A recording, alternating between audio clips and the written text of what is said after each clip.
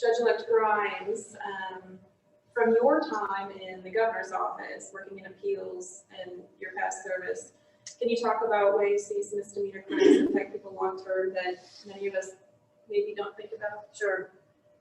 Well, first thing I want to say is, having sat through that Zoom introduction,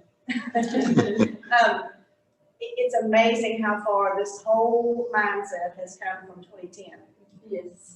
When I was still in the governor's office and we were attempting to, we did pass some criminal justice reforms called the Public Safety Improvement Act. But I can remember walking into groups and I thought I was walking in the lion's den. I mean, I spent an afternoon with some circuit judges one day. It was not pleasant.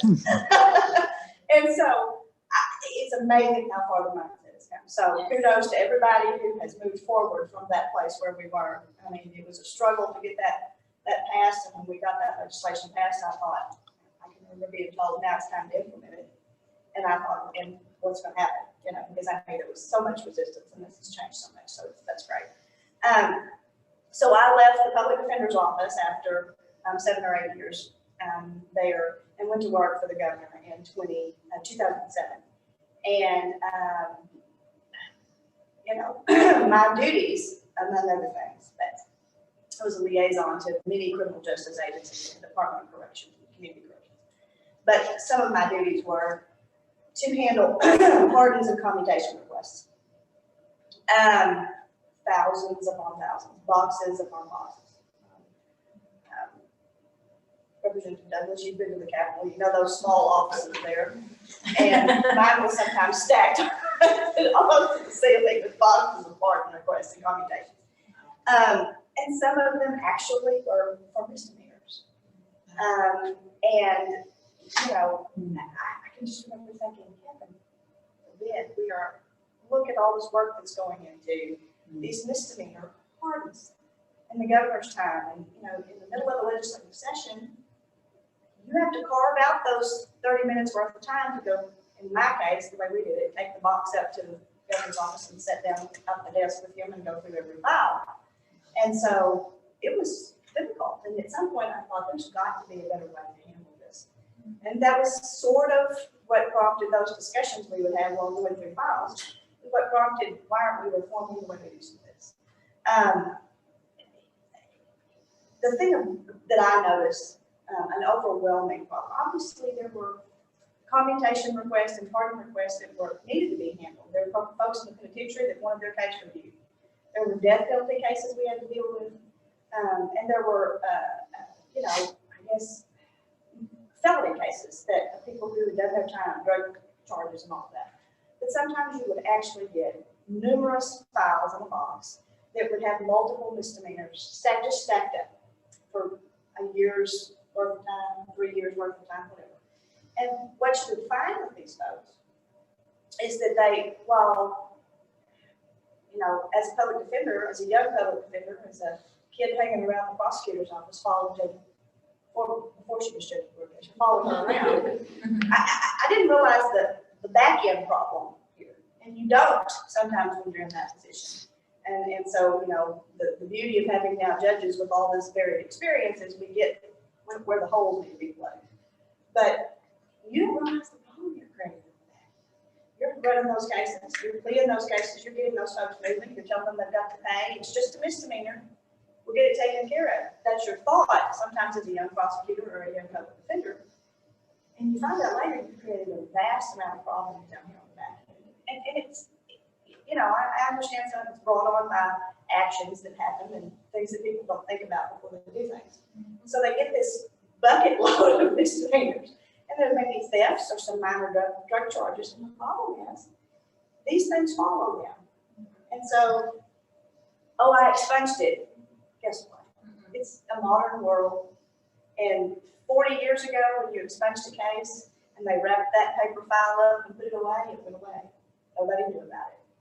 But we have data mining firms, data collection firms, background check firms now, and they keep track of this. And they don't do a very good job of getting it to go away when it's time.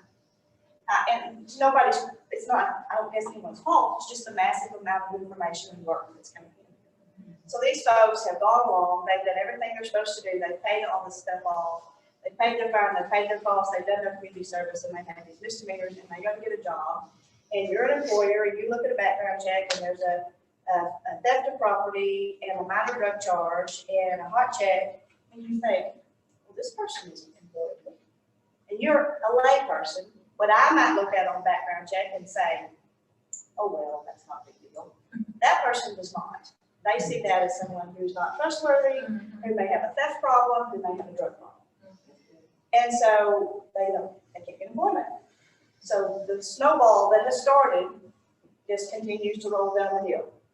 And so then they have, can't pay their bills, they can't feed their kids, they can't get their kids into the programs or the social activities or the school activities. And it creates a miserable situation for this person all over this stack of misdemeanors. So that's the long-term effect, is that what happens on that front end creates a back end. And I've told this story before and you don't realize the impact you're having, you don't realize the impact you're having when you're a public defender or when you're handling pardon applications or whatever you're doing. But it's just your job when you're doing it, you're rolling along doing what you do. So I tell the story of the day it sort of was brought home to me very early on, maybe 3 rounds of pardon processing into this process. And the governor had gone to a winter, it was in the winter, he's gone to some kind of outdoor thing. I don't remember what it was. It was sleeting, it was miserable, and this was outdoors, and he had a cold, he was sick, and it was just, he had to make himself get there and go. Goes to this thing, comes back, I'm in my office, and I get this call, and he says, hey, can you come upstairs? I'm like, oh, come up there, you have a cold. I don't want it. Come up there. So I came up, I was trying to stay away. And he says, I've got something I want to talk to you about. And I thought, oh, geez, what? And he says, I have to go to this thing, and we got done, and I came to the Suburban was waiting on him, and he comes out, and there's a woman standing there. And I have no idea what these charges were. I don't know whether they're felonies or misdemeanors. It doesn't matter. It's the premise that applies. She's standing there in the cold with an umbrella, shivering. It's, like I said, it's sleeting. And he says, hey, what's going on? And she said, Governor, I just wanted you to know I'm standing here. I've been waiting on you. They wouldn't let me in to this event, whatever it was. And he says, okay. And she says, but I wanted to make sure I saw you. I knew you were going to be in my county, and I might not ever get to see you again. And I wanted to tell you thank you. And he says, for what? And she says, well, my husband requested money, and we have had all of these problems with employment. We can't get benefits, all of these things that they were having problems with. And he asked you for a pardon, and you gave it to him, and you gave it to him in a timely manner, and you have no idea how our life has changed and how my family's life has changed just from that your act of mercy. And of course, he was probably more soft-hearted than anybody knows, and he was like, just, taken aback. And so he said, well, you're welcome, and please continue to move forward, and call us if you have a problem. Gets in the car, comes back, tells me the story, and says, and I'm telling you the story because this is why we do what we do, and I want you to know that. And so that's the umbrella. Doesn't matter if it's a felony or a misdemeanor. That's the impact that you have on somebody's life. And now our mindset is beginning to shift, where we can have it in front of it too, just for that. So that's been my experience as far as the long-term effects, and that's the story that I always tell because it just sort of. You all may have some questions.